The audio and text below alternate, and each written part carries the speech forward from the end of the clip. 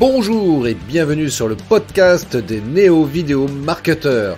Ce podcast s'adresse essentiellement aux chefs d'entreprise, micro-entrepreneurs, freelance, indépendants, coachs, consultants.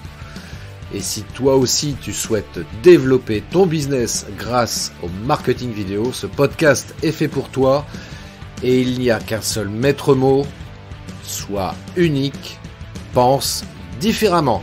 Hello les amis, merci d'être là présent dans ce live. Ça me fait super plaisir que tu sois là présent avec nous. Et même si tu es là en replay, ça me fait également super plaisir parce qu'aujourd'hui, tu es entrepreneur et il y a un sujet sur lequel immanquablement, on est amené à se poser plein de questions, à savoir à quel tarif, quel est le bon tarif que je dois diffuser comme ça pour pouvoir vendre mes services, mes produits. Et c'est toujours quelque chose de très compliqué au départ parce qu'évidemment, on se dit, tiens, je vais proposer un tarif, mais je ne sais pas si c'est le bon, donc je vais aller voir les collègues ou les confrères ou les concurrences qui proposent aussi, et puis je vais peut-être essayer de m'aligner ou peut-être faire moins cher ou plus cher. Enfin bref, c'est très compliqué. Et pour l'occasion, parce que moi je ne suis pas expert sur le sujet, alors j'ai fait appel à un expert pour répondre à ce sujet qui est de la plus haute importance. J'insiste, en tant qu'entrepreneur, c'est vraiment un sujet de la plus haute importance. Et donc, j'ai fait appel à un expert.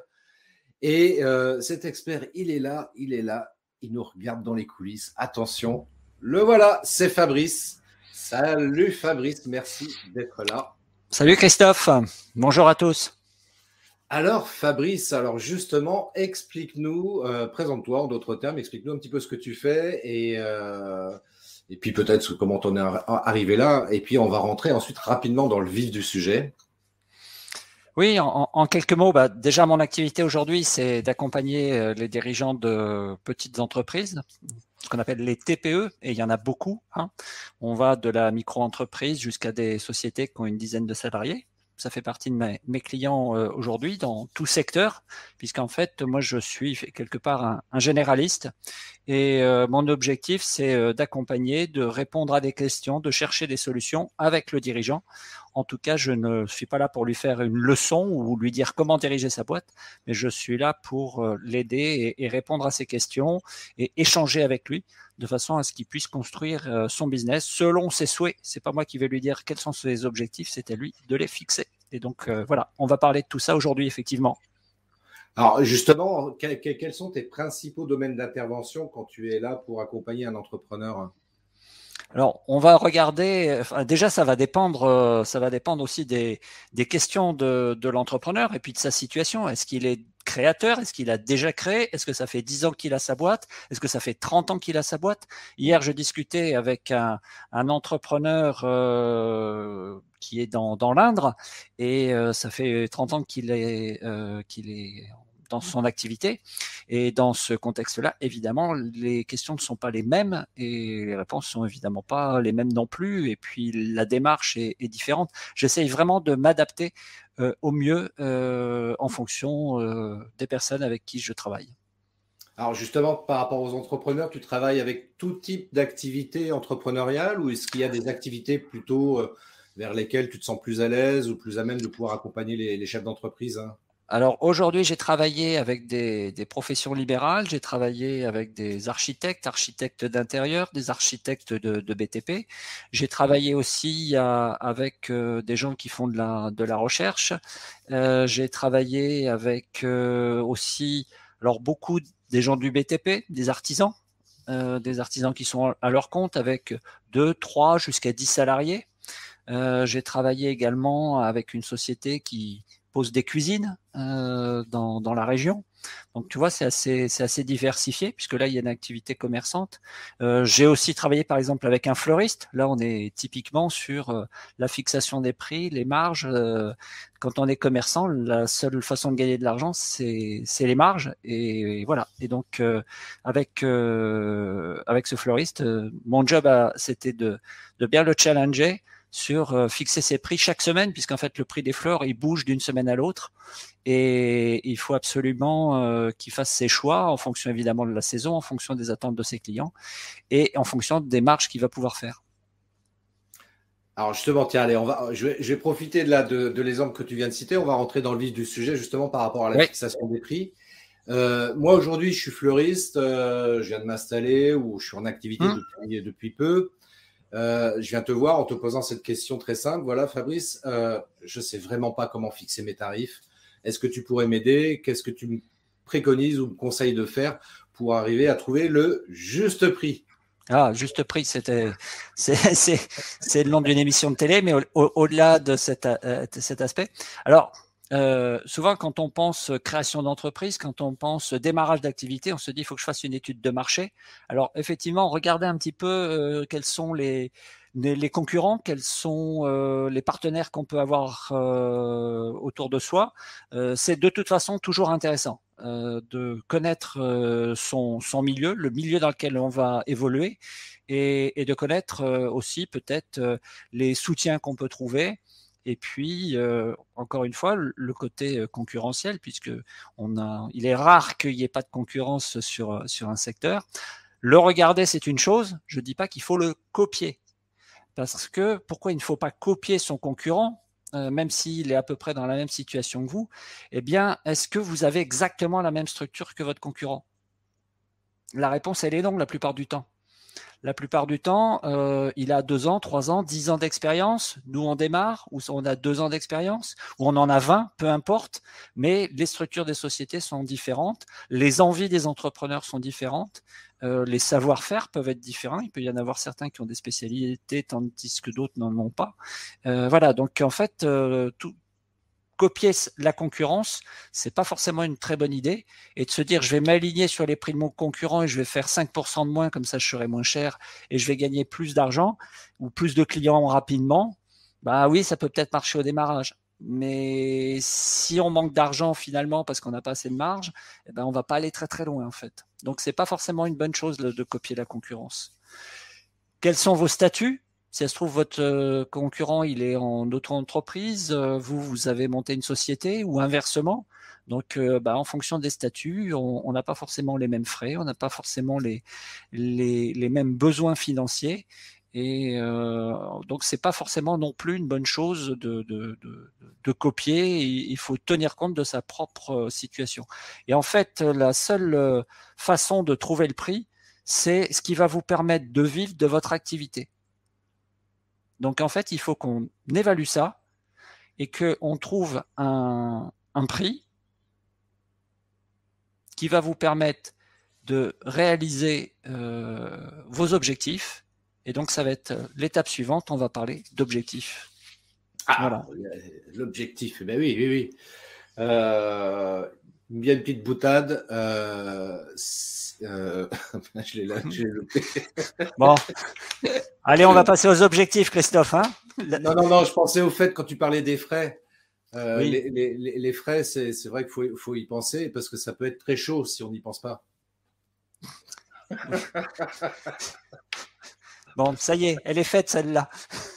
Ça, c'est fait. Voilà, c'est fait, Christophe, merci. En fait, c'est ce qui est important quand on est en activité et quelle que soit son ancienneté dans notre métier. Moi, je me fixe des objectifs tous les ans. Ça fait 5 ans que je fais ce métier-là. Ça fait que 5 ans que je me fixe chaque année des objectifs. Alors évidemment, ils sont différents selon la situation, selon les années. Donc, il faut déjà commencer par se dire voilà, qu'est-ce que je veux faire de mon activité? Et ce, encore une fois, quelle que soit l'ancienneté qu'on a, quel que soit le temps, la durée que l'on fait cette activité. Donc déjà, premier point, c'est ce dont on a besoin pour vivre. Toi, moi, on mange, a priori, on a des familles, on a des besoins qui sont différents d'un individu à l'autre, mais en tout cas, on a ce qu'on appelle le reste à vivre, et il faut que cette somme d'argent vous permette de vous loger, de vous nourrir, de payer vos impôts, etc. Et encore une fois, quand on paye des impôts, c'est une bonne chose parce que ça veut dire qu'on gagne de l'argent. Bon. Après, vous pouvez ne pas avoir envie de gagner beaucoup d'argent. Je ne dis pas qu'il faut forcément chercher à gagner beaucoup d'argent. C'est chacun se fixe ses objectifs. S'il vous suffit de 1 000 € pour vivre par mois, c'est parfait. Et si ça vous va et si vous êtes bien avec ça, eh ben, partez sur cet objectif-là. On peut aussi avoir des plaisirs, on peut avoir envie de vacances et à un moment donné de se dire bah tiens il me faut X centaines d'euros pour réaliser cette semaine de vacances et donc bah, voilà, est-ce que on peut se faire plaisir? Certains peuvent avoir envie d'un rêve. Moi j'ai connu un de mes collègues qui me disait bah, moi j'ai un de mes clients, il voulait se payer une Ferrari. Ah oui. Bon, d'occasion. Mais quand même, Ouais, quand même. visiblement, le modèle qu'il avait choisi valait une petite somme. Eh bien, avec mon collègue, ils se sont fixés un objectif, ils l'ont coupé en 3, et sur 3 ans, ils sont allés chercher les économies, enfin pas les économies, mais l'argent, la marge nécessaire pour qu'au bout de 3 ans, ils puissent avoir sa Ferrari. Bah, Mais voilà, c'est je trouve ça super intéressant ce que tu dis parce que tu vois, tu parles d'objectif et justement, c'est ça qui est intéressant, que ce soit celui-ci ou un autre, peu importe, mais c'est ça aussi qui va nous challenger, nous inciter justement à faire vivre notre entreprise pour se payer des plaisirs personnels éventuellement. Et bah, c'est important parce que sinon, on navigue à vue et puis à un moment donné, exactement. on ne peut pas réaliser éventuellement des plaisirs comme celui-ci, quoi. Alors, il n'y a pas que le côté financier. On peut aussi se dire, bah, moi, j'ai envie que de travailler à mi-temps. Ok, c'est très bien. Mais est-ce que de travailler 2 jours et demi par semaine, est-ce que ça vous permet de vivre? Et dans ces cas-là, si il suffit d'ajuster son prix, de peut-être donner une plus grosse valeur ajoutée à son activité, à sa prestation, et du coup, bah, peut-être qu'en travaillant à mi-temps, eh ben, on va pouvoir réaliser ses objectifs. Donc, Exactement.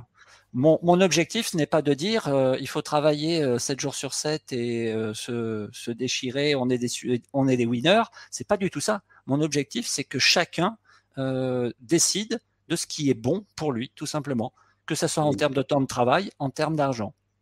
Exactement, exactement. Moi, c'est ce que je dis toujours. Tu vois, tu peux choisir de travailler à mi-temps ou à Bordeaux, c'est comme tu veux. Je connais pas à mi-temps, mais bon. Euh, Tu peux aussi avoir des entrepreneurs qui ont envie de se développer. Oui, oui, Euh, oui. alors, se développer, ça veut dire quoi? Ça veut dire embaucher, ça veut dire peut-être changer des équipements, renouveler des équipements. Et ben là aussi, il faut de l'argent. Et donc, Eh oui, finalement, on peut et ça arrive dans beaucoup d'entreprises, à un moment donné, bien, il faut renouveler le matériel, il faut renouveler des machines, et c'est normal parce que bah, il y a de l'usure, parce qu'il y a des éventuelles nouveautés techniques, technologiques, et il faut suivre cette technologie pour pas être à la ramasse en termes de production, par exemple. Regarde, toi qui connais un peu le numérique, comment a évolué l'imprimerie. Hein, oh là là là là. on est passé de l'impression papier pur finalement à tout un tas d'autres types d'impressions, des impressions grand format, des impressions tout petit format, des impressions en volume. Aujourd'hui, quelqu'un qui fait de l'impression peut imprimer aussi bien sur du tissu que sur du plastique, que sur du bois gravé, etc. Et donc, il y a eu une vraie révolution là-dessus. Et donc, il faut suivre en termes d'évolution technologique, en termes d'attente du public. Et pour ça, bah, il faut renouveler ses équipements, chercher des compétences, etc., etc. Et donc ça, effectivement, ça fonctionne que en se disant, je veux aller sur cet objectif-là. Oui, tout à fait. Puis c'est vrai que ce que tu dis, c'est juste. Moi, je me rappelle, j'ai connu cette époque là des graphistes qui faisaient je pense dans le milieu de la publicité notamment, où ils découpaient les logos, les Tout visuels, à fait. etc. Ils collaient ça sur une feuille de papier, etc. Et c'est vrai qu'aujourd'hui, tout est numérisé. Enfin, je veux dire, aujourd'hui, pour réaliser un encart publicitaire, voilà, on fait tout sur l'ordinateur. Et ceux qui n'ont pas suivi l'évolution technologique à ce niveau-là, bah, ça a été compliqué pour eux, quoi. Bah, ils ont fermé, Oui. malheureusement. Alors, est-ce que tu peux passer la première diapo que l'on avait prévue? Et oui, je peux le faire et je vais le faire. Merci, Christophe. Regardez, sous vos applaudissements, tac. Voilà. Non, Et c'est pas celui-là. c'est C'est l'autre. pas celui-là, c'est l'autre. Ah là là là là là là là. Voilà, parfait. Voilà. Alors, le chiffre d'affaires. Oh là, votre chiffre d'affaires, il y a un S de trop, pardon. Affaires, c'est normal, mais pas chiffre. Oui, tout à fait. Alors, il peut se constituer de façon. Hein, on peut avoir soit de la main-d'œuvre, si on fabrique des choses. Oui, Modibo, j'ai vu ton message. On peut vendre de la main-d'œuvre, c'est le cas des artisans. Un artisan vend de la main-d'œuvre puisqu'il va monter des murs, il va fabriquer des pièces de bois, etc., selon son métier. Ça peut être de la prestation intellectuelle, quand on fait une prestation intellectuelle, quand on est une agence de communication, donc on imagine des choses, c'est du temps passé, et c'est donc ce qu'on appelle une prestation intellectuelle qu'on facture finalement à l'heure. Alors, certains vous disent, mais moi je fais un forfait. Oui, mais au final, derrière le forfait, il y a toujours des heures. Que le forfait coûte 100 euros ou 500 euros, il y a des heures de travail, soit si on est tout seul, ben voilà, de celui qui fait ou des salariés. Donc dans tous les cas dans tous les cas de figure, eh bien ce temps-là de main d'œuvre ou de prestation intellectuelle, eh bien doit être facturé. Et puis il y a ceux qui vendent, alors soit exclusivement, soit en complément de la main d'œuvre, des produits ou qui font de la construction, par exemple, et donc ils vont avoir besoin de matières premières. Donc ça peut être simplement j'achète des produits et je les revends avec de la marge, ou j'achète des matières premières, je monte, je fabrique des choses et évidemment je fais une marge dessus. Donc la rémunération se fait avec cette partie temps et puis cette partie marge fait sur les produits. Et là, tu peux passer le deuxième slide. Alors, le deuxième slide, voilà. Et le deuxième slide, c'est le côté charge. C'est le côté charge. Et donc, on va voir que finalement, les achats, on a calculé la marge à partir du montant des achats. Donc, on retrouve évidemment côté charge les achats. Alors, les achats ne sont pas des charges, hein, puisqu'ils vont servir à la production. Pour être un peu puriste. Et on va ensuite avoir les charges. Si on est en société, on peut avoir des amortissements. Par exemple, j'achète un camion ou j'achète une machine. On parlait d'impression tout à l'heure. J'achète une machine d'impression. Eh bien, elle coûte 30 000 euros. On va la amortir sur 10 ans et donc elle ne pèsera dans la comptabilité que 3 000 euros chaque année dans chaque exercice comptable. Après, il y a la rémunération et les charges qui sont inhérentes à la rémunération. Alors, si vous êtes tout seul, c'est votre propre rémunération et vos propres charges. Et puis, s'il y a des salariés, c'est la même chose, hein. Il y a des charges URSSAF et la rémunération des salariés. Et puis après, il y a les frais. Les frais, c'est tout ce qui va être les dépenses qu'on peut faire pour travailler. On va avoir besoin de stylos, on va avoir besoin de matériel, de petits matériels, on va avoir de petits outillages. Et puis derrière, il y a des taxes. Alors, juste pour revenir là-dessus comme ça, ce qui va être important, c'est d'évaluer votre temps de travail. Donc là, on parle de main-d'œuvre ou de prestations intellectuelles. Donc, vous allez devoir évaluer votre temps de travail. Mais dans le temps de travail, imaginons qu'on travaille, 8 heures par jour, 5 jours par semaine, donc ça fait 40 heures. Dans ces 40 heures que je consacre à mon travail, je vais à la fois avoir des temps de production, où là, je vais vendre finalement ce temps de production.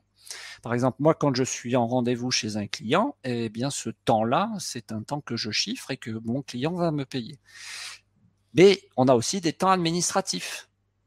Faire sa comptabilité, ou faire ses factures, ou faire ses devis. Très important de faire ses devis et les envoyer. Et ensuite, il faut aller les défendre. Le temps commercial que l'on passe aussi, c'est du temps qu'on ne va pas vendre, mais il va bien falloir que votre chiffre d'affaires, à un moment donné, vous paye aussi à ce moment-là. Donc le temps administratif. L'alternative, par exemple, si on veut se soulager sur l'administratif et qu'on a un indépendant, c'est pourquoi pas d'aller chercher un secrétariat extérieur, quelqu'un qui va vous prendre 2 heures par semaine, 3 heures par semaine pour faire toute l'administratif que peut-être vous n'aimez pas faire ou vous préférez garder ces quelques heures pour vous, pour être en production, pour être en commercial. Et puis, c'est ce que les tâches avec lesquelles vous êtes moins à l'aise ou que vous n'aimez pas du tout faire, vous les confiez à une secrétaire.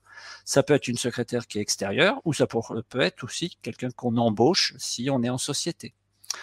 Donc, si on élimine ce temps administratif des 40 heures, eh bien, on va s'apercevoir que peut-être sur 40 heures par semaine, on n'a qu'une trentaine d'heures qui sont réellement vendables, qui sont réellement productives. Donc ça, c'est le premier point qu'il faut intégrer. Donc, par exemple, là, si j'ai 10 heures de commercial, de temps administratif, eh bien, ça veut dire que il me restera qu'une trentaine d'heures pour gagner de l'argent en prestations ou en main-d'œuvre. Ensuite, il faut évaluer ses charges. Alors ça, c'est toujours important d'évaluer ses charges parce que vous le voyez, eh bien, on investit, on fait des achats, on a besoin de rémunération, on a des frais, ne serait-ce que par exemple, vous achetez un véhicule, eh bien, il va falloir l'entretenir et cet entretien va rentrer dans les frais. Hein. Donc, d'une entreprise à l'autre, les charges sont éminemment variables. C'est pour ça qu'il ne faut pas copier l'entreprise du voisin, parce qu'il a probablement des charges qui sont totalement différentes des vôtres. Et si vous n'avez pas les mêmes charges, eh bien, effectivement, vous aurez peut-être un prix qui pourrait être soit plus faible, soit qui nécessitera par exemple d'être plus élevé. Je reviens à vos besoins, aux projets, aux rêves dont on a parlé tout à l'heure. Donc, ils sont évidemment différents d'une entreprise à l'autre. Et forcément, à ce moment-là, eh bien, peut-être votre rémunération, vous avez peut-être une ambition vis-à-vis de votre rémunération aussi. Et évidemment, à ce moment-là, celui qui se paye 1 000 euros, eh bien, il aura besoin de peut-être moins travailler que celui qui veut se payer 5 000. Hein. Donc ça, c'est un point qui est important. Donc, rémunération du dirigeant, on vient d'en parler. Si vous avez des salariés, eh bien, vous allez avoir également les cotisations sociales qui sont à payer, qui sont inhérentes au salaire. Donc ça fait partie également des charges. Mais vos salariés apportent de l'activité, font de l'activité, et donc à ce moment-là, ils vont vous rapporter de l'argent aussi. Il faut le voir aussi comme ça. Hein, le salarié qui travaille pour vous rapporte de l'argent, c'est de ce point de vue-là. Et puis il y a les frais. Tout ce qu'on va mettre dans les frais, ça va être par exemple le carburant, les réparations du matériel. Par exemple, tu as cassé un objectif, eh bien soit tu vas le remplacer, soit tu vas le faire réparer. Tu peux avoir besoin de faire entretenir ton matériel, eh bien ça peut être nécessaire. On peut avoir besoin d'acheter du petit outillage. En général, l'expert comptable va faire passer ça non pas dans les amortissements parce que c'est du petit outillage, mais ça passera dans les frais. On peut aussi avoir décidé de solliciter une agence de communication, par exemple, et ben voilà, ça va rentrer dans les frais. Et pareil, hein, une société qui est là depuis 30 ans et que tout le monde connaît, ben elle a peut-être besoin de moins communiquer que quelqu'un qui rentre sur le marché, qui lance sa société, il a besoin de plus communiquer. Donc il aura peut-être plus besoin de frais de communication. Alors voilà, par exemple, faire de belles vidéos pour mettre en avant ses produits. Alors, vraiment de manière très succincte, les amortissements, je vous l'ai dit tout à l'heure, hein, on fait un gros achat, c'est du matériel qui va rester dans la société, qui en général est du matériel qui sert à la production, ça peut être en général, aujourd'hui, les véhicules, ils sont plus achetés en location, donc ils sont pas amortis. Ça peut être son bâtiment. On décide de s'installer et d'acheter le bâtiment.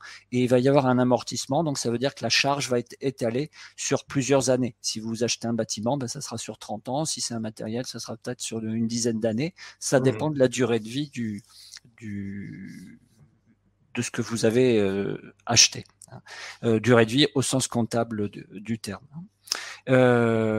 Alors, pour ceux qui sont en auto-entreprise, en micro-entreprise, comme on dit maintenant, j'utilise par exemple mon véhicule perso, je travaille chez moi, mon téléphone c'est le mien, donc finalement, je réduis mes charges. Mais oui, mais le téléphone, peut-être il va falloir le renouveler à un moment donné. Le véhicule, il va prendre de l'usure, il va falloir l'entretenir. Donc, si on ne compte pas le carburant, si on ne compte pas l'entretien du véhicule, c'est sûr, on peut être moins cher. Mais par contre, le jour où il va falloir payer la réparation parce que y a un embrayage qui est à refaire, un embrayage c'est 4 000 euros, il va falloir pouvoir les sortir. Donc ça veut dire que même quand on travaille dans une structure légère, il faut aussi intégrer le fait que même si on utilise son véhicule perso, ce qui est assez souvent le cas, ou si on travaille chez soi, donc effectivement, on n'a pas de local, mais on a besoin peut-être d'une imprimante pour imprimer ses devis. Voilà, on peut avoir besoin de matériel et à ce moment-là, il faut évidemment prévoir ça dans les charges, même si on est un tout petit entrepreneur qui a simplement une micro-entreprise. Oui, c'est pour ça que même, tu vois, enfin, chez les micro-entrepreneurs, effectivement, c'est souvent d'ailleurs la remarque qui est faite auprès de cette population-là, c'est que ce sont des gens qui arrivent parfois, peut-être souvent, j'en sais rien, mais ça dépend des secteurs d'activité, mais qui arrivent avec des prix moins chers parce qu'ils considèrent à tort qu'ils ont moins de charges qu'un entrepreneur qui peut être en entreprise individuelle. Hein. Tout à fait. Alors qu'en fait, c'est un mauvais calcul de fonctionner comme ça parce qu'ils ont quand même des charges, il y a quand même des frais. Et si d'emblée, enfin si dès le départ, ils ne comptabilisent pas tous ces frais, dès aujourd'hui, le jour où, et c'est normalement l'objectif à un moment donné, de passer en structure entre guillemets classique, s'ils n'ont pas pris en considération tous ces frais-là, le jour où ils vont passer en structure classique, ça va être la catastrophe, quoi. Donc, bien sûr. Et moi, ce que je leur conseille, enfin, quand je discute avec certaines personnes qui sont en micro-entreprise, c'est surtout de tenir compte des 20% de TVA. Parce qu'au démarrage, on n'a pas la TVA. Ouais. Seulement, quand on franchit le seuil de TVA, tout à coup, les prix ils deviennent plus élevés. Et les clients, ils comprennent pas pourquoi vous leur demandez 20% de plus. Donc la différence, finalement, la différence qu'on a commercialement, il vaut mieux la vendre sur d'autres points, et ça on en parlera tout à la fin. La différence entre bénéfice comptable et trésorerie, oui Christophe, mais on va pas noyer tout le monde tout de suite. Mais tu as raison, effectivement, la trésorerie est un point important pour tout entrepreneur. Et en tout cas, la trésorerie, on va dire que c'est le carburant de la société ou de l'activité. Ouais. Parce que si on n'a pas de trésor, on ne peut pas acheter les produits, on ne peut pas aller chez ses clients et ça peut devenir compliqué. Ouais.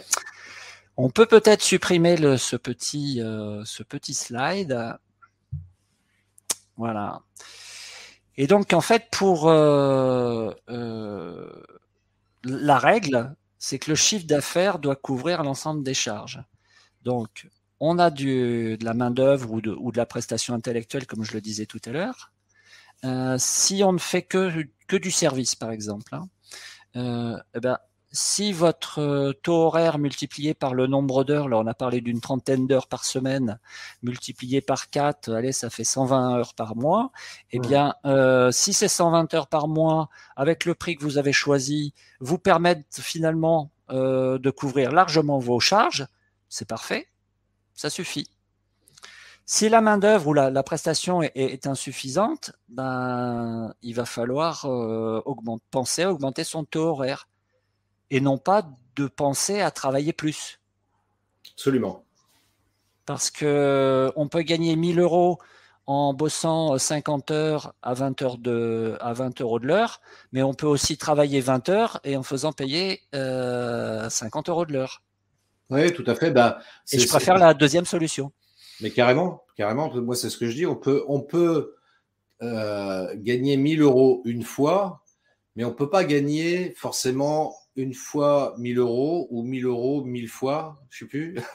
Oui, mais il vaut mieux effectivement avoir fixé un tarif qui va être acceptable, que l'on va savoir défendre et que ce soit tout de suite le bon tarif. Alors après, en fonction de la structure, on peut évoluer. De toute façon, oui, on fait rien n'est figé. Mais quand on démarre ou quand on veut revoir un peu le fonctionnement de sa société, de son activité, eh bien, il faut faire ces calculs. Parce que vas-y Christophe. Non, ce que je voulais dire, effectivement, c'est pour déterminer son prix, là, ce que tu viens de nous partager, c'est hyper important. C'est-à-dire que c'est effectivement bien calculé, bien être conscient des charges qu'on a à payer, des frais qu'on a à engager. Alors, ça, des frais fixes ou des frais variables, mais en tous les cas, arriver à faire comment dirais-je, un calcul assez précis de ce que chaque mois on doit dépenser. Mmh. Et puis, comme tu le disais très justement, se dire, bon, OK, moi, chaque mois, combien je veux gagner? Et puis, à partir de là, tu m'arrêtes si je me trompe, hein. Mmh. C'est toi l'expert sur le sujet. Mais à partir de là, c'est de se dire, OK, bah, il faut que je fasse tant de chiffre d'affaires pour couvrir mes dépenses et puis me permettre de me rémunérer aussi d'un autre Oui, côté, moi. tout à Parce que fait. sinon, Alors, juste pour vous donner un exemple, dans ma clientèle et sur des métiers tout à fait, allez, on va dire quasi comparables, j'ai un client qui est à 56 € de l'heure et j'en ai un autre qui est à 130. Mmh. Mais les deux vivent très bien. Mmh. Alors, quel conseil quand on passe d'une structure sans TVA à une structure avec TVA 20% de différence, ça compte? Oui, effectivement, Christophe, ça compte, c'est 20% de différence.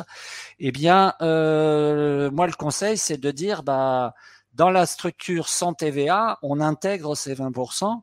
Et comme ça, si Déjà, on travaille avec des ouais. particuliers, eh bien, alors ça dépend si on travaille qu'avec des professionnels, finalement, eux vont travailler que sur du hors-taxe. Donc, ça ne fera pas de différence.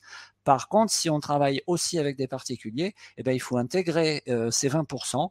D'ailleurs, ça veut dire que ça va nous, psychologiquement aussi, ça va nous permettre de vendre avec 20% de TVA, même si on sait qu'on ne va pas les Mmh. récupérer parce qu'on est dans une structure sans TVA, mais on n'aura pas ensuite cette appréhension d'aller vendre, d'avoir un nouveau prix avec 20% de plus. Mmh. Parce que des fois, ça peut ne pas être compréhensible par nos clients. De se dire, mais attendez, l'année dernière, je vous ai acheté la même prestation et là, elle a pris 20% de plus. Sans parler éventuellement de hausse, etc., complémentaires. Hein.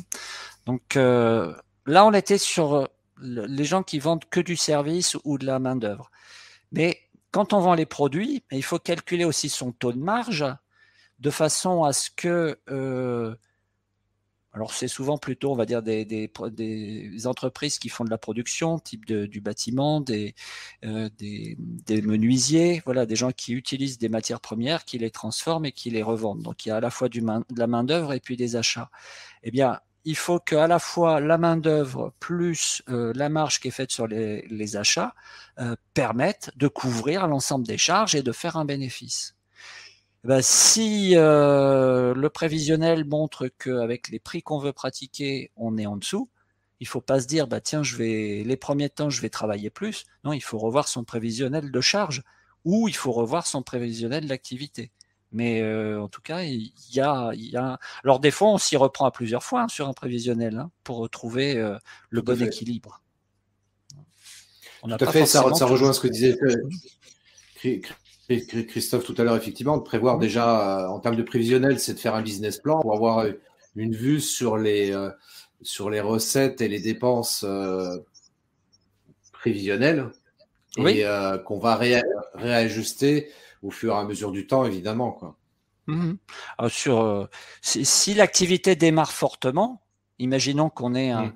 démarrage, un succès très rapide, eh bien, il va falloir évidemment évoluer au fur et à mesure, quoi. Le prévisionnel qu'on aura Mm. fait 6 mois avant, il sera plus valable. Donc, il va falloir le refaire. Et puis, et c'est comme quand on est sur la route, hein, il peut y avoir des travaux, ben, on va devoir tourner à droite alors qu'on n'avait pas prévu d'y aller. Bon, bah, on va changer de route. Et ben là, c'est pareil avec une entreprise. On est parfois amené à changer de route. C'est pour ça qu'il faut un pilote dans l'entreprise. Oui, Alors, avoir un défendre ses pilote, un bon prix. objectif Oui, et avoir la carte. tout à fait. Et il faut avoir la carte, exactement. Donc C'est ça. effectivement, là, donc on a vu qu'en fonction de ce qu'on va facturer, de ce qu'on envisage de facturer, eh bien, on va peut-être se trouver avec des prix qui nous semblent peut-être un petit peu élevés. Donc, on va devoir défendre ces prix. Alors des fois, ben, on va me dire, bah oui, mais mes clients négocient. Oui, ok. Alors comment on fait? Comment on fait quand on a des clients qui négocient systématiquement un devis? Déjà, il y a la façon de le présenter. Si on est absolument convaincu de son devis, de la justesse du devis, de la qualité du travail qu'on va fournir, déjà si on est ferme dans sa tête là-dessus, eh bien le client va le ressentir. Et donc finalement la négociation ne se portera pas forcément sur le prix, mais ça sera peut-être sur une prestation, modifier une prestation, etc. Parce que souvent quand les gens ne voient pas finalement de réels avantages, qu'est-ce qu'ils vont faire? Ils vont vous demander une remise. Par contre, s'il voit bien l'avantage que tu peux apporter par rapport, tiens, toi tu fais de la vidéo, quelle est ta différence par rapport à un autre vidéaste? Ben, peut-être que tu as des conseils, peut-être que tu as des mises en scène particulières, etc. Sans compter ton humour qui est connu sur toute la place. Eh bien, les clients vont peut-être moins négocier sur certains aspects.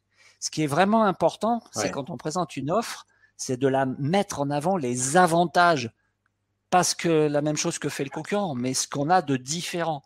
Qu'est-ce que je fais de mieux? Qu'est-ce que je fais de différent? Alors, des fois, mieux, c'est difficile, mais voilà. Comment je fais les choses différemment? Et ça, si on met ça en avant, eh ben forcément, si ça fait tilt dans la tête des clients, forcément, ils vont signer plus facilement. Parfois aussi, on va te dire… Tu sais, je vais te dire… Oui, vas-y. Non, ce que je voulais compléter par rapport à ce que tu viens de dire, évidemment, c'est que pour minimiser la probabilité qu'il y ait des gens qui viennent négocier nos tarifs, effectivement, il faut avoir un produit ou un service qui soit légèrement, voire beaucoup différent de ce que peut proposer la concurrence. Parce que sinon, si on a quelque chose de similaire à ce que propose un confrère, bah, qu'est-ce que va faire le client potentiel? Il va te demander un prix. Il va te dire, bah, vous pouvez me faire une remise, ok, me faites 10%, super. Et puis il va aller voir le confrère, vous pouvez me faire une remise, combien? 15%, ok, je prends chez vous. Et en fait, le client ne fait que acheter un tarif et non pas un produit, parce qu'il sait que dans les deux cas, il va avoir exactement le même résultat. Donc pour se différencier là-dessus et pour éviter qu'il y ait des gens qui viennent négocier, ben, c'est d'arriver avec un produit qui soit différent de chez le confrère, tout simplement. Soit pas le même. Tout à fait. Parce que sinon… La personnalisation des produits, des prestations, c'est vraiment ça qui va faire la différence. La personnalité du chef d'entreprise ou du commercial qui vient chez vous, bah évidemment, ça compte. Et ce qui est important, y compris quand on sait que le concurrent est moins cher. Des fois, on peut avoir un concurrent et on sait que c'est quelqu'un qui travaille bien, on n'a rien à redire sur son travail et on sait qu'il est potentiellement moins cher. Eh ben, il faut aller chercher de la différence. Exactement. Qu'est-ce que je vais faire de différent de lui? Parce que si je fais un copier-coller, ben, je serai toujours plus cher et lui, il sera moins cher. Bah, ça rejoint ce que tu disais tout à l'heure. Hein. Ça rejoint exactement ce que tu disais tout à l'heure. Ne pas copier les concurrents. S'en inspirer. Pourquoi pas? Mais pour faire mieux, pour faire différemment. Il y a Christophe qui nous pose une question, qui pose une question qui dit un truc très, très simple. Et si possible, leur calculer le retour sur investissement, le ROI de leur investissement. Oui, oui, ça peut. Alors déjà, ça c'est pour les sociétés qui ont des investissements. Ça, c'est vrai que c'est important. Ah, peut-être que le retour sur investissement, c'était pour les clients, ce que tu voulais dire, peut-être, Christophe. Je pense que c'était par rapport à ça, effectivement. Ouais, c'était peut-être, oui, voilà, leur montrer effectivement le retour qu'ils peuvent avoir sur l'investissement qu'ils font, ne serait-ce que par exemple, Christophe qui fait des prestations sur, aide-moi. Comment ça s'appelle déjà? Le mind mapping. Mind mapping. Pourtant, je l'utilise. Donc, Christophe qui fait du mind mapping, et ben effectivement, ce qu'il faut qu'il mette en avant, c'est quels sont les avantages que vont tirer que ça soit d'ailleurs des particuliers ou que ce soit des professionnels. Qu'est-ce qu'ils vont tirer du mind mapping? Et ben, c'est là, voilà, Christophe confirme que c'était bien dans ce sens-là qu'il le disait. Effectivement, c'est avec cette formation telle que Christophe l'a fait, eh bien, ça permet de travailler plus simplement. Moi, j'ai préparé cette réunion avec le mind mapping. J'ai mes petites feuilles avec mes petites cartes mentales qui me donnent les idées et le déroulé de cette présentation. Alors, je reviens quand même un peu sur le côté prix. Donc, on a parlé de la différenciation, mais si on doit faire des remises et qu'on a une activité à la fois de prestations plus de vente de marchandises, idéalement, il ne faut faire de remises que sur la marchandise. C'est-à-dire qu'on rogne sur sa marge marchandise, ce qu'on a acheté, et par contre, sa prestation, son savoir-faire, qu'il soit intellectuel ou qu'il soit manuel, eh ben ça ne se négocie pas. Ouais. ça fait 5 ans, ça fait 10 ans, ça fait 20 ans, ça fait 30 ans d'expérience, eh ben, je suis désolé, mais mes 30 ans d'expérience, ils ont de la valeur. Et ça, on ne négocie pas dessus. Par contre, allez, sur cette porte en bois, là, je veux bien vous faire 10%. Ouais. Oui. Si tu gagnes une journée par semaine, à combien on peut l'évaluer? Bah, Christophe, on se téléphone et puis on en parle. Exactement. Ouais, parce Voilà, que si vous avez des questions, vous prenez rendez-vous avec Fabrice. voilà. Et puis, en fait, si vous devez proposer quelque chose de plus, bah, c'est essayer de proposer un service qui vous coûte rien. Un petit truc surprise, un petit élément qui va faire votre différence et qui vous coûtera pas trop. Et du coup, vous rajoutez un peu de valeur ajoutée à votre proposition. Ça vous coûte pas grand-chose, voire rien du tout. Et le client, lui, il a une impression d'avoir fait une bonne affaire parce qu'il a obtenu quelque chose de plus de vous. Oui, ouais, exactement. C'est vrai que quand on est dans de la prestation de service, c'est vrai que on peut le faire aussi dans la vente de marchandises, mais c'est de trouver le service plus qu'on peut proposer. Voilà, je sais pas moi. Allez, tiens, au lieu de faire 1 heure de vidéo, je vous fais 2 heures de vidéo.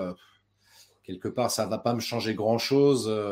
Bon, si c'était qu'1 heure de présence de plus, quoi. Mais voilà, ça peut être le service plus pour faire la différence aussi, quoi.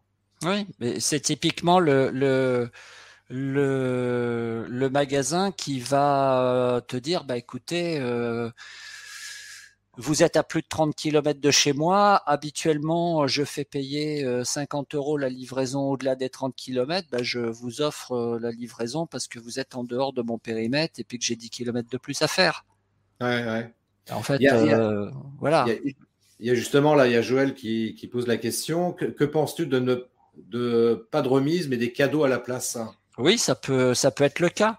Parce que si on offre une marchandise, on la valorise au prix qu'on l'aurait vendue. Si on a fait x2 sur la marchandise, on l'a acheté 50, on la vend 100 € et on dit au client, ben voilà, je vous offre ce produit pour 100 €, mais en fait, on n'a fait que 50 € de dépenses. C'est un petit peu, d'ailleurs, ça me fait penser, là, ce que vient de dire Joël, justement, ça me fait penser un petit peu à Carglass qui propose de remplacer votre pare-brise et en cadeau, on vous offre les essuie-glaces Bosch. Oui. Les essuie-glaces Bosch qu'ils ont achetés à un prix avec la puissance qu'ils ont eux, évidemment, ils ne les payent pas le même prix que nous on les paye, hein, les essuie-glaces Bosch. Hein. Bah, c'est clair, c'est clair. Ouais, tout à fait. C'est l'effet Alors Carglass. Maintenant, est-ce que ça marche? J'en sais rien, je ne connais pas les résultats de Carglass, mais s'ils le font, c'est que ça doit fonctionner. Mais bien sûr, ils n'offrent pas ça comme ça, entre guillemets, gratuitement. C'est-à-dire que forcément, ils ne perdent pas d'argent derrière, quoi. C'est ça que je veux dire. Tout à fait. Et donc pour conclure, ce que je voudrais vous faire simplement un petit résumé. Déjà, que fixer ses prix, c'est vraiment un enjeu stratégique. Donc ça nécessite vraiment d'y passer un peu de temps, voire même de temps en temps de les réviser. Donc réfléchir à ça, c'est quand même un point qui est vraiment fondamental. Observer la concurrence, oui, c'est toujours intéressant, mais pour faire mieux, pour faire différemment, se démarquer. Ça, c'est toujours bien de regarder ce que font les autres, mais c'est pas pour copier, c'est pour faire différent. Revoyez vos objectifs chaque année, voire même en cours d'année, parce que il peut y avoir des changements. Aujourd'hui, je peux vous dire qu'en ce moment, les boîtes qui bossaient avec l'Europe de l'Est, elles sont en train de revoir leurs objectifs stratégiques à vitesse grand V là. Ah bon, pourquoi? Donc c'était pas forcément prévisible, quoique, mais il y avait tellement de gens qui disaient que ça n'arriverait jamais, peut-être que certains ont cru que ça n'arriverait jamais. Donc il faut avoir cette agilité et puis pourquoi pas se dire bon là il faut que je change mon fusil d'épaule. Ça peut être, bon, tu parlais de Carglass, voilà, il y a un concurrent qui vient s'installer, un gros faiseur qui vient s'installer à côté de chez toi, eh bien, qu'est-ce que je vais faire de différent? C'est pas la peine de se lamenter, de se dire, oh là là, il va me ruiner, et puis ça y est, j'ai plus qu'à fermer la porte. Et alors, peut-être, est-ce qu'il faut bouger physiquement? Est-ce qu'il faut proposer des prestations différentes? Après, évidemment, chaque métier a des réflexions différentes à avoir, quoi. Et ce qu'il faut, c'est vraiment être agile pour proposer les meilleures solutions pour ses clients. Voilà ce que je peux vous dire en termes de conclusion. Bah, écoute, c'est super, super. Merci beaucoup, Fabrice. Merci Joël. Comment? Joël dit c'est de très bons conseils tout ça, donc je le remercie. Merci Joël, effectivement, et puis merci à toutes et à tous. Moi, ce que j'invite à faire, ceux qui sont là en live, et puis ceux qui vont regarder en direct cet échange qu'on a eu ensemble, voilà, si vous souhaitez avoir plus d'informations, il y a le lien qui défile là, juste en dessous, là, regardez. Oui, sologneconseil.fr. Tout à fait. sologneconseil.fr, Sologne comme ça se prononce, conseil sans S au singulier. .fr. Prenez contact avec Fabrice, donc il pourra vous conseiller, vous aiguiller, vous accompagner au besoin. Et puis vraiment, ouais, moi, tu vois, ce que tu disais, c'est vrai qu'on a besoin parfois d'être accompagné, et surtout là sur la partie financière de son entreprise, sur la gestion financière, enfin la compta, enfin sans.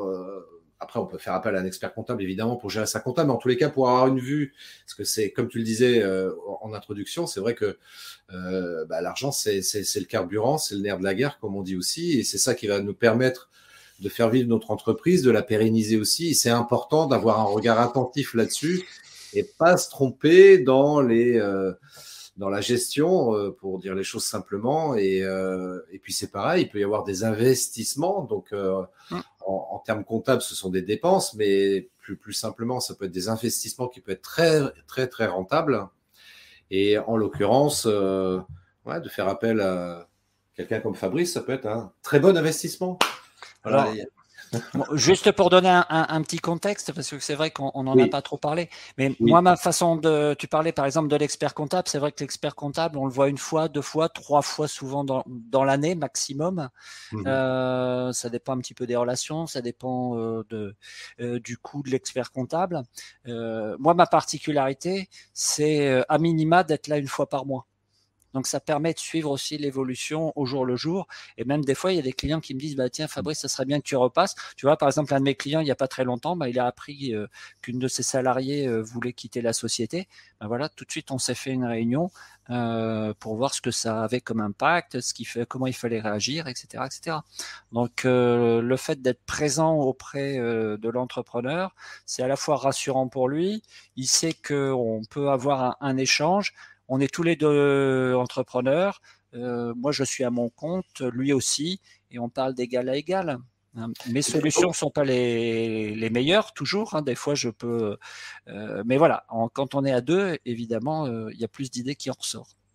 Alors justement, si on fait appel à tes services, le type de prestation que tu proposes, c'est quoi? C'est du ponctuel? C'est du récurrent? Comment ça fonctionne? Je peux fonctionner tout à fait sur du ponctuel. Par exemple, certains de mes clients m'ont demandé simplement un diagnostic.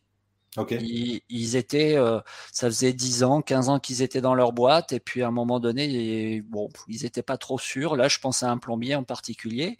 Eh bien, il m'a dit, j'aimerais bien avoir un diagnostic de ma société. On s'est vu une première fois justement pour que je comprenne un peu comment il travaillait. Et puis, on a fait deux rendez-vous ensuite.